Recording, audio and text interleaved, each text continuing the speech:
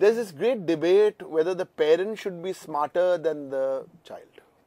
Okay, I don't think it's about being smarter. I think the smart parent, if I were to use the term, the smart parent has to be the parent who allows the child to find his or her niche, to find his or her calling.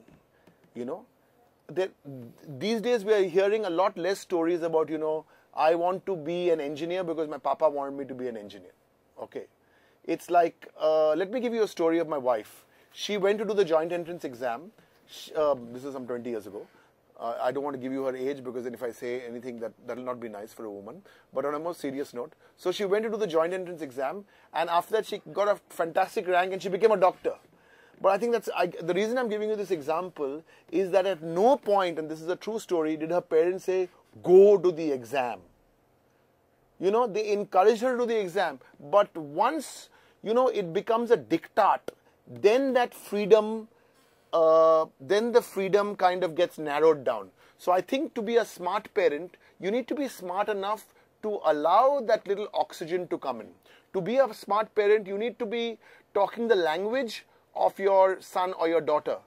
Sometimes I listen to Radio Gaga, or I go and watch a Ranbir Kapoor, Deepika Padukone movie. I do it because I half like to do it, but the other reason for doing it, and I've got a teenage daughter, I've got some new thing to talk about. So that's being a smart parent, So smartness does not necessarily have to do with an academic smartness. So to be a smart parent, I think the key word is be an aware parent. Be an aware. If your 14-year-old son starts talking to you about Facebook, you mustn't turn around and think that is a new textbook which is published by a publisher. Okay?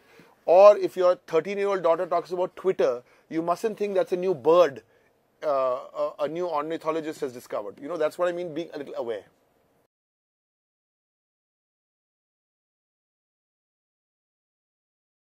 Without going into any moral issues, because moral, religious, these are very personal issues. And I can't sit here in front of a television camera and tell you what is morally right or what is morally wrong. I'll give you a little example. Every child in my daughter's class had a mobile phone by the time she was in class 8 or class 7. She got her mobile phone halfway through class 9. Now, I've got no issue with parents who decide to give their children mobile phones at the age of 3 or the age of 6 or at the age of 9.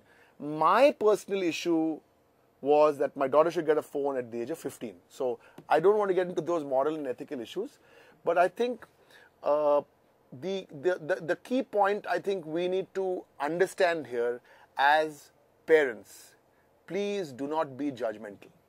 Often we are so judgmental. That girl at the birthday party, she was at her 14th birthday, she was wearing a very short dress. None of your business. If someone's parents have approved the short dress, it's perfectly fine. So I think I would recommend two things. One, it's absolutely essential you should allow your son or daughter to spend 2 days of the month with friends, unsupervised. Let them go and spend, with 3-4 friends. Let them be with boys or girls their age. And number two, I can tell you from my own experience with my parents, minimum 2 holidays every year. That is the biggest learning experience. Travel, because when you travel, you learn. You learn about the geography of the place, you learn about the culture of the place, you learn about the food of the place, you learn about the people. So please travel. And travel does not mean watching travel and living on television.